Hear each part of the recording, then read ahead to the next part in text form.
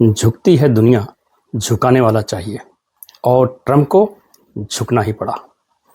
रोज़ रोज़ social media पर धमकी देने वाले 100, 200 या शायद 500, 1000 बार भारत पाकिस्तान युद्ध रुकवा देने का दावा करने वाले नोबेल प्राइज़ के प्यासे ट्रंप का क्या एक दिन में हृदय परिवर्तन हो गया? नमस्कार दोस्तों, आपके मन में भी ऐसे बहुत सारे सवाल आ रहे होंगे ट्रेड डील को लेकर। इन सारे सवालों का जवाब देने के लिए मैं आर सिंह बिसेन आज आपके सामने न्यूज़ पर व्यूज़ विद बिसेन में चर्चा करने के लिए आया हूँ। दोस्तों, वास्तविक स्थिति यह है कि कोई भी हृदय परिवर्तन नहीं हुआ है, बल्कि उन्हें झुकना पड़ा है, और यह सत्य है। यह अलग बात है कि अपने देश के कई सारे लोग यह सत्य जानते हुए भी अनाप शनाप के अनर्गल राग अलाप रहे हैं। जब भारत पर 25% रेसिप्रोकल टैरिफ लगा था ना, तब हमारे ही देश के विपक्ष के नेता राहुल गांधी का स्टेटमेंट, आज मैं उनका स्टेटमेंट वो कोट करना चाहूँगा। मोदी सरकार अमेरिका के साथ ट्रेड डील में टाइमलाइन से पहले ही झुक जाएगी। मेरी बात लिख कर रख लीजिए, ऐसा उन्होंने कहा था कि मेरी बात लिख कर रख लीजिए, मोदी घुटनों पर आकर ट्रंप के सामने सरेंडर कर देंगे। अब चलिए देखते हैं हकीकत क्या निकली। भारत ने किया क्या? भारत ने सबसे पहला काम किया कि अमेरिका ने जो भी डेडलाइन दी उसको भारत ने पूरी तरह इग्नोर किया, और दूसरे अन्य देशों के साथ एफटीए को अमली जामा देने का काम किया। ट्रंप के रेसिप्रोकल और एडिशनल टैरिफ की धमकी को पूरी तरह एब्जॉर्ब किया, और सिर्फ एब्जॉर्ब ही नहीं किया, बल्कि अपनी जीडीपी को हिंदुस्तान ने 7% से ऊपर बनाए रखा। भारत झुका नहीं, भारत ने स्ट्रेटेजिक पेशेंस दिखाया। यूएस इंडिया ट्रेड डील है क्या, इस पर तो आज मैं चर्चा करूंगा ही। आज यह भी बताऊंगा कि ट्रंप टैरिफ पर क्यों झुके, कितना झुके और किस हद तक झुके, इस पर भी आज हम बात करेंगे। ट्रंप के वित्त सचिव ने कहा था कि इस डील में देरी इसलिए हो रही है क्योंकि मोदी ने समय से सितंबर में ट्रंप को फोन नहीं किया। यानी इसका मतलब साफ है कि भारत ने उनके सामने गिड़ाने से साफ तौर पर इनकार कर दिया। Mister secretary, let me tell you, deal में डिले इसलिए नहीं हुआ, डील में डिले हुआ क्योंकि, अब सुनिए कारण क्या है। सबसे बड़ा कारण था अनप्रेडिक्टेबल डोनाल्ड ट्रंप और उनकी पॉलिसी। ट्रंप का निगोशिएबल स्टाइल जो था वो दूसरा कारण था, कि उनके निगोशिएट करने की जो स्टाइल थी कि पहले प्रेशर बनाओ, दबाव डालो, धमकी दो, फिर कंसेशन की मांग करो। और इसी स्टाइल में उन्होंने जापान, साउथ कोरिया जैसे कुछ अन्य देशों के साथ सफलता भी पाई थी। लेकिन यह तरीका, उनकी यह स्टाइल हिंदुस्तान पर लागू नहीं हो पाई। भारत ने कहा वेट। ट्रंप को डील फाइनल करने की जल्दी थी, जबकि भारत को, हिंदुस्तान को अच्छे डील की। तो मिस्टर सेक्रेटरी, डील में डिले का दो कारण तो ये रहे, तीसरा कारण था सडन पॉलिसी शिफ्ट होना। एक्चुअली मिस्टर ट्रंप की जो सडन पॉलिसी शिफ्ट होने वाली जो स्ट्रेटजी उनकी है कि रात में सोए, सुबह उठे, नींद खुली, और किसी भी कंट्री पर आज 50% टैरिफ है तो कल से 78% होगा, किसी पे 144 है तो 75% होगा, किसी पे 25 है तो 56% होगा। जो उनको नींद में आ जाए शायद वो अगले दिन लागू कर दिया करते थे। कोई भी सॉवरेन कंट्री ऐसी डील नहीं करती है, और भारत का नेतृत्व इसके लिए तो बिल्कुल भी तैयार नहीं था। ट्रंप सरकार ने इतना ही नहीं किया, भारत पर दबाव डालने के लिए जब उन्होंने भारत पर पेनाल्टी के तौर पर रसिया से तेल लेने के कारण 25% एक्स्ट्रा टैरिफ लगा दिया था, उसके बाद उनके सेनेट ने क्या किया, भारत पर फर्दर दबाव डालने के लिए एक प्रस्ताव पास कराने की कोशिश कराई गई कि यह कि रसिया से जो देश तेल लेंगे उनके पर 50 नहीं, उनके पर 500%, जी हाँ 500% टैरिफ लगाया जाएगा। भारत ने उनकी इस धमकी को, इस दबाव को भी बिल्कुल पूरी तरह नज़रअंदाज किया, और साफ साफ संकेत दिया कि धमकियों से नहीं, टेबल पर बैठकर बराबरी के लेवल पर आकर बातचीत होगी। और फिर भारत ने अपने तुर्क का इक्का यानी ट्रंप कार्ड अजीत डोभाल को डोनाल्ड ट्रंप के एडमिनिस्ट्रेशन के पास भेजा, अपना मैसेज, साफ साफ मैसेज देने के लिए कि हमने अपनी सारी शर्तें, हमारी जो भी कंडीशन है, जो भी हमारी लिमिटेशंस है, वो बहुत क्लियर हैं, हम उस पर नहीं झुकने वाले। और अब बॉल आपके पाले में है। अगर आपको सारी कंडीशंस मालूम है, सारी शर्तें मालूम है, तो मंजूर है तो हम आगे बातचीत करते हैं, अन्यथा हम इंतजार करेंगे, वी विल वेट कि डोनाल्ड ट्रंप का टर्म खत्म होने का। शायद ही कोई देश इस तरह के इतने कड़े शब्दों में ट्रंप को जवाब दिया होगा। एक तरफ भारत ने ट्रंप के डायरेक्ट मैसेज तो दिया ही, इसके साथ साथ इनडायरेक्ट मैसेज भी अपने स्ट्रेटेजिक अलायंस के थ्रू लगातार भारत उनको देता रहा।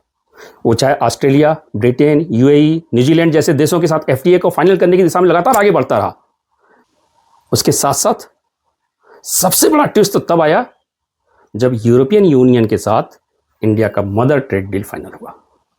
हमें याद है 18 या 19 जनवरी को European commission president Ursula von der ने अपने स्पीच में बड़े हंसते हुए कहा था डावोस में कि we are on the cusp of historic trade agreement with India.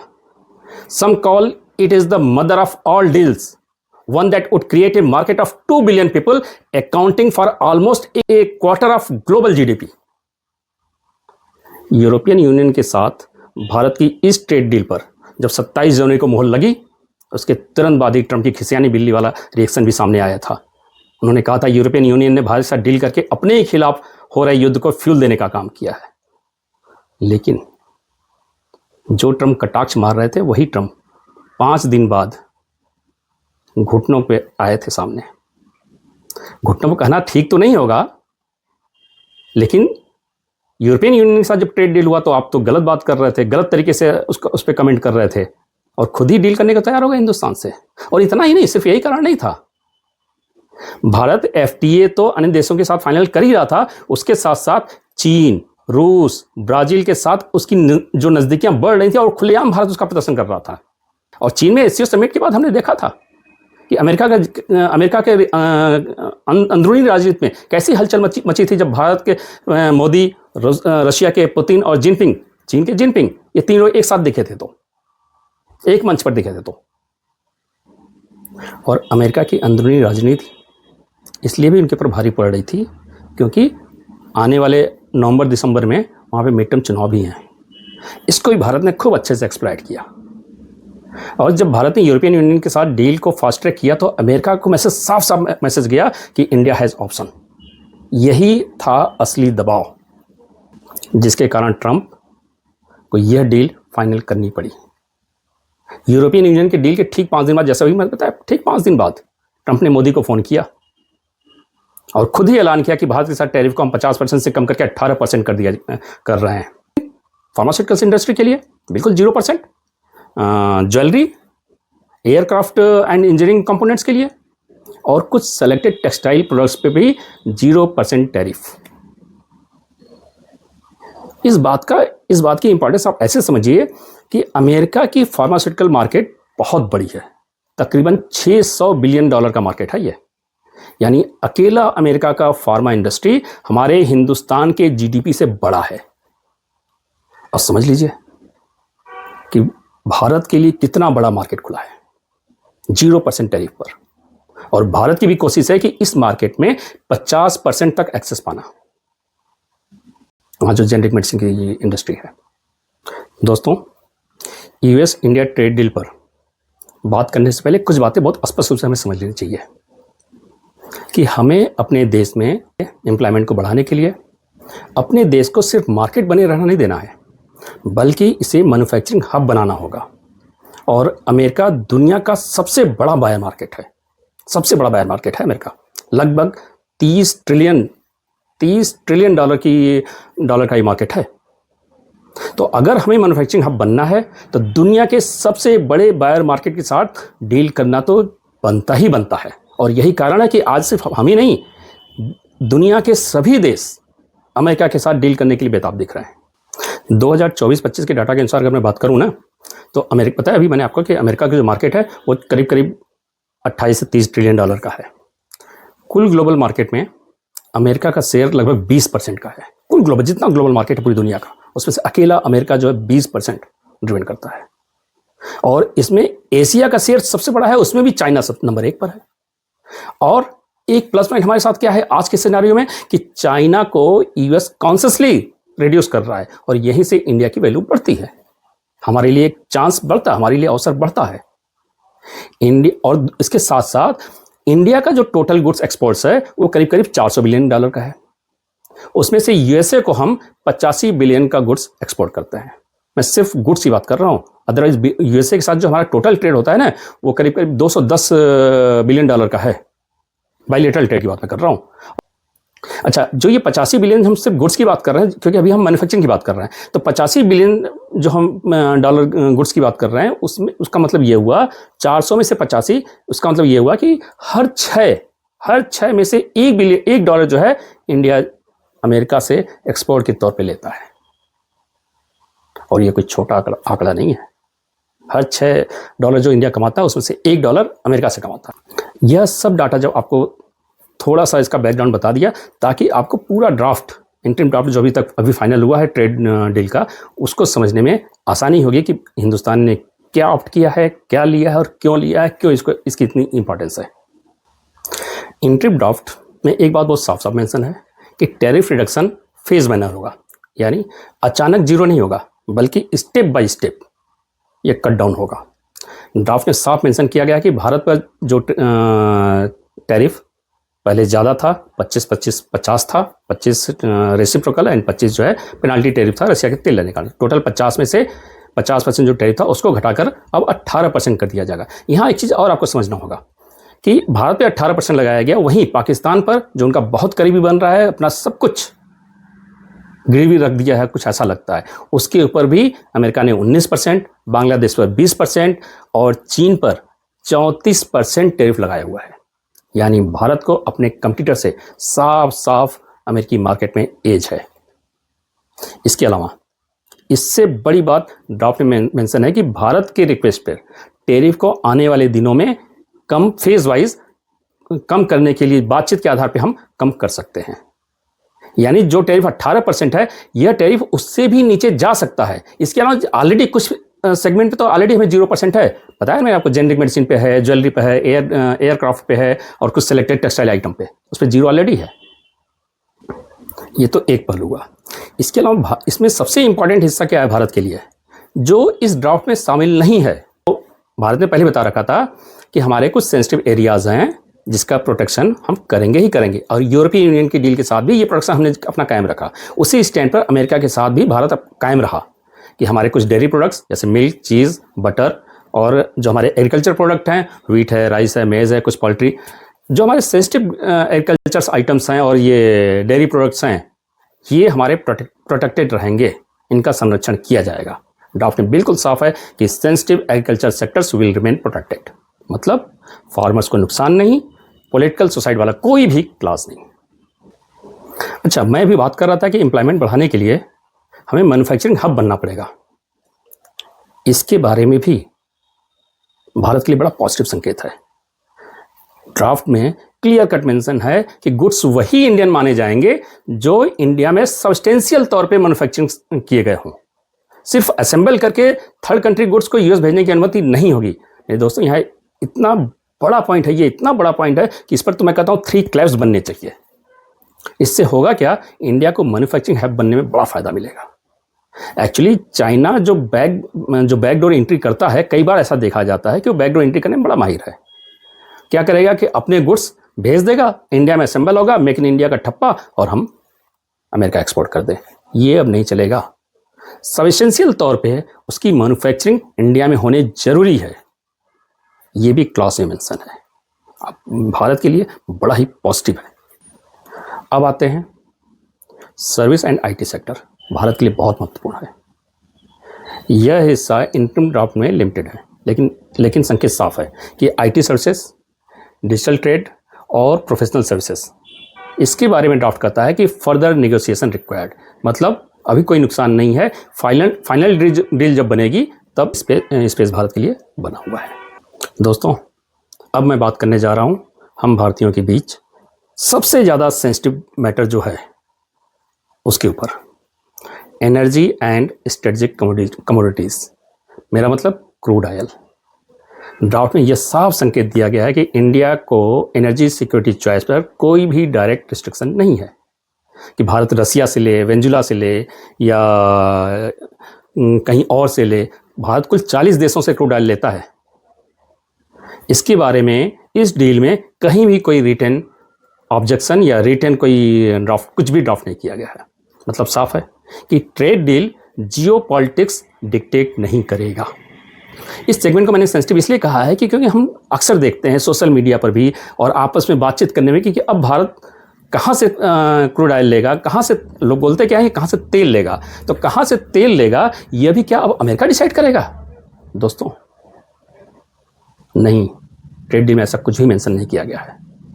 और रही बात कि डोनाल्ड ट्रंप ने ट्वीट किया था या उन्होंने अपने सोशल मीडिया के थ्रू ये मैसेज स्प्रेड किया था, तो डोनाल्ड ट्रंप तो करते रहते हैं, भारत तो वही फॉलो करे, क्योंकि जब उन्होंने मैसेज किया तो उसके बाद भारत ने भी अपना स्टैंड क्लियर किया कि हम वहीं से लेंगे जहां से हमें सस्ता और हमारे लिए जो इंपॉर्टेंट होगा, जो महत्वपूर्ण होगा, उसके हिसाब से हम डिसाइड करेंगे कि हमें कहाँ से लेना है, किसी के डिक्टेशन के हिसाब से नहीं। और रही बात रसिया से लेने की, तो मैं आपको बता दूं कि रसिया से 2023 से हम इतना तेल लेना शुरू किए हैं, इतना ऑयल लेना शुरू किए हैं। उसके पहले अभी जो रसिया से ले रहे हैं वो करीब करीब 22-23% के आसपास, अपनी ज़रूरत का 22 से 23% आसपास क्रूड ऑयल ले रहे हैं। बीच में ये 30% तक पहुंच गए थे हम नवंबर में। अब इस समय 22-23% के आसपास हैं। और इसके पहले 2023 से पहले रसिया से हार्डली 1%, अपनी ज़रूरत का सिर्फ 1% ऑयल लिया करते थे। और जो लोग ये कह रहे हैं कि जहाँ से सस्ता हो वहाँ से लेना चाहिए, भारत को नुकसान होगा, तो मैं आपसे मेरा एक सवाल बहुत क्लियर कट है कि जहाँ से सस्ता होगा अगर वहीं से तेल लेना है और सबसे सस्ता तेल हमें रसिया दे रहा है, तो क्यों नहीं हम रसिया से अपनी ज़रूरत का 90 या 100% ऑयल लेते हैं? हमें ज़्यादा अच्छा पड़ता, ज़्यादा सस्ता पड़ता। मेरे दोस्तों, जियो पॉलिटिक्स में सिर्फ रेट ही इंपॉर्टेंट फैक्टर नहीं होता है, बहुत सारे फैक्टर्स होते हैं ये डिसाइड करने के लिए कि हमें ऑयल कहाँ से लेना है, कितना लेना है। क्योंकि अब हम रसिया से, उनके पास तेल का भंडार इसमें पड़ा हुआ है, कोई खरीद नहीं रहा है, यूरोप नहीं ले रहा है उनसे, सिर्फ मेनली चाइना ले रहा है और हम ले रहे हैं। तो हम रसिया से चाहते तो और भी ले सकते हैं, लेकिन नहीं, क्योंकि जियो पॉलिटिक्स ऐसे नहीं चलती है कि सिर्फ वहाँ सस्ता मिला तो वहाँ से ले लिया, वहाँ सस्ता मिला तो वहाँ से। अरे बहुत सारे कंडीशंस होते हैं, हमें सारे कंडीशन को टोटलिटी में देखना पड़ता है, उसके हिसाब से हम डिसाइड करते हैं कि हमें क्रूड ऑयल कहाँ से लेना है। अगर सिर्फ एक ही पैरामीटर होता कि कहाँ से सस्ता पड़ रहा है, तो हम क्यों नहीं रसिया से आज की डेट पे 90% ले लेते, या अपनी जरूरत का 100% क्यों नहीं रसिया से खरीदते? नहीं खरीद रहे हैं ना, तो उसके पीछे जियो पॉलिटिक्स एक रीजन है, और एक इंपॉर्टेंट रीजन होता है। रसिया से दिसंबर में जहाँ हमने 13 लाख बैरल पर डे की वहाँ से इंपोर्ट किया था, जनवरी में भी हमने 11 lakh barrel per day import किया है, और फरवरी में भी लगातार ये बना हुआ है, 10 से 11 लाख बैरल पर डे हम जो है वहाँ से इंपोर्ट कर रहे हैं। यानी रसिया से हमने कोई तेल लेना बंद नहीं किया है। यूएस बोल रहा है, अपना सोशल मीडिया पर मैसेज टेक्स्ट कर रहा है, करने दीजिए, हमारा भी स्टैंड बहुत क्लियर है कि ट्रेड डील में मेंशन नहीं है, जो चीज़ ट्रेड डील में मेंशन है हम उसकी बात कर रहे हैं। और इतना ही नहीं, हम तो अमेरिका से भी तेल लेते हैं, लगभग 5 से 6 लाख बैरल पर डे लेते हैं, अमेरिका से भी लेते हैं। और जो बातें और हो रही हैं कि अमेरिका बोल रहा है कि जैसा कि डोनाल्ड ट्रंप ने बोला है कि भारत अब जो है वेनेजुला से लेगा, तो हाँ वेनेजुला से ले सकते हैं, क्यों नहीं ले सकते हैं? वेनेजुला का भी ऑयल सस्ता है। इनफैक्ट सच बात तो ये है कि रसिया से भी सस्ता वेनेजुला से है।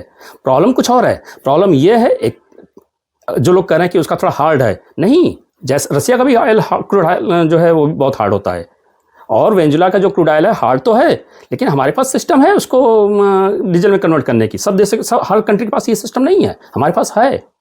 लेकिन वेनेजुला से लेने में एक दिक्कत है कि वहाँ से जो ट्रांसपोर्टेशन का खर्चा है वो ज़्यादा आएगा। तो अभी हालांकि डील फाइनल नहीं हुई है कि वेनेजुला से हम लेंगे या नहीं लेंगे, और लेंगे तो किस रेट पे लेंगे, ये सब कुछ अभी बात की बातें हैं। फाइनल होगी, देखते हैं कितना सस्ता पड़ता है या कितना महंगा पड़ता है, पता चलेगा, सबके सामने बात आएगी। अब सवाल है कि क्या भारत को सब कुछ मिल ही रहा है? ऐसा नहीं है। डील का मतलब ही होता है कि हमें कुछ लेना है तो हमें कुछ देना भी होगा। जहां भारत को दूसरे देशों की तुलना में विश्व का सबसे बड़ा मार्केट एक बड़े ही कंपैरेटिवली बड़े ही अच्छे टैरिफ रेट पर एक्सेस हो रहा है, तो कुछ सेगमेंट में तो it could be access without any tariff, zero tariff. तो वहीं भारत का मार्केट अमेरिका को जीरो टैरिफ पर मिलेगा, जिसका मतलब साफ है कि टैरिफ रिडक्शन के कारण सरकार के कस्टम रेवेन्यू में गिरावट आएगी, और शॉर्ट टर्म में हो सकता है फिस्कल प्रेशर कंपनसेशन के लिए हमारे ऊपर कोई और टैक्स, किसी और प्रकार का टैक्स, कुछ और जो है रिस्क हमारे ऊपर आ सकता है। दूसरी बात यह भी है कि भारत पर भी एक दबाव है। आज अमेरिका और भारत का जो है ट्रेड जो है, बायलैटरल ट्रेड जो है, $212 बिलियन के आसपास है। अमेरिका का दबाव है कि आने वाले 5 साल में अमेरिका भारत को $500 बिलियन का एक्सपोर्ट करेगा। तो आज बताएं 212 है, जिसमें से हम 40-45 बिलियन का हमारा सरप्लस है। तो यानी आने वाले टाइम में अमेरिका अपना 5 साल में, आज नहीं 5 साल में ये 500 पहुंचाएगा। तब तक तो बहुत कुछ बदलेगा। ट्रम्प का टर्म भी खत्म होगा, कोई और आएगा, और 5 साल बाद क्या सिचुएशन होती है देखेंगे। अभी तो ये डील बहुत अच्छी है, ऐसा लग रहा है। जैसे से अभी फाइनल FTA नहीं बनी है, फाइनल ट्रेड एग्रीमेंट नहीं हुआ है। फाइनल ट्रेड एग्रीमेंट बनेगा तो और क्लैरिटी आएगी, जब आएगी तो देखेंगे। तो कंक्लूजन ये है कि यह डील वन साइडेड लॉस नहीं है, और यह डील रिस्क फ्री भी नहीं है। फायदा या नुकसान इस बात पर निर्भर करता है कि फाइनल FTA की शर्तें क्या होंगी, MSMEs को कितना प्रोटेक्शन दिया जा रहा है। हालांकि as a citizen of India, जब मैं वर्ल्ड के जाने माने इकोनॉमिस्ट का आकलन करता हूं ना, उन लोगों ने जो उनके द्वारा कही हुई बातों का आकलन करता हूं इस डील को लेकर, तो देखता हूं तो लगता है कि भारत ने बहुत ही संतुलित और बहुत ही अच्छी डील अमेरिका के साथ नेगोशिएट किया है। एशियाई देशों के मामले में फेमस विशेषज्ञ माइकल कुगलमैन ने कहा कि दुनिया भारत से सीखे डील कैसे की जाती है। डील का हुनर भारत से सीखना चाहिए। और एक बात तो स्पष्ट है कि भारत ने किसी भी तरह से झुककर डील नहीं किया है। और झुककर ही करना होता तो हम 4 महीने 5 महीने पहले कर लिए होते, 1 साल का इंतजार क्यों करते। और जाने से पहले इतना ही कहना चाहूँगा कि कुछ बात है कि हस्ती मिटती नहीं हमारी, कुछ बात है कि हस्ती मिटती नहीं हमारी, सदियों रहा है दुश्मन दौरे जहां हमारा। दोस्तों, अगर आज आपको मेरा ये एनालिसिस अच्छा लगा हो तो प्लीज़ लाइक, सब्सक्राइब और शेयर करना न भूलें। आज के लिए बस इतना ही। फिर जल्द ही किसी और विषय पर, किसी और टॉपिक पर एक नया एनालिसिस, एक नया चैप्टर लेकर आऊँगा। तब आपसे फिर डिटेल में बात करूँगा। तब तक के लिए नमस्कार।